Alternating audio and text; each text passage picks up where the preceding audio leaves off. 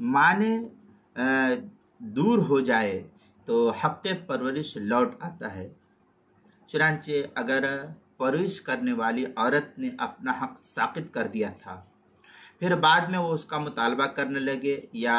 مثلا مستحق پرورش عورت کے بچے کے نامحرم سے نکاح کرنے کی وجہ سے حق پرورش ساقط ہو گیا تھا، پھر وہ نکاح ختم ہو گیا، آپس میں طلاق پڑ گئی، یا اور کوئی صورتحال پیش آ گئی، یا بیماری کی وجہ سے حق پرورش عورت کا ساقط ہوا تھا، پھر وہ بیماری اس عورت سے دور ہو جائے، تو حکم یہ کہ اگر جو چیز مانے تھی وہ دور ہو جائے تو دوبارہ جو ہے حق پرورش بچے کے سلسلے میں ثابت ہو جائے گا اور اس کو جو ہے حق پرورش دیا جائے گا۔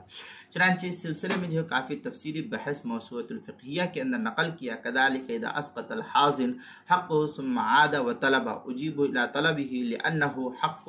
يتجدد بتجدد الزمان، اس طریقے کی عبارت جو ہے موسوعۃ الفقہیہ حق الحضانہ کیا نام ہے باب الحضانہ، جو کیا نام ہے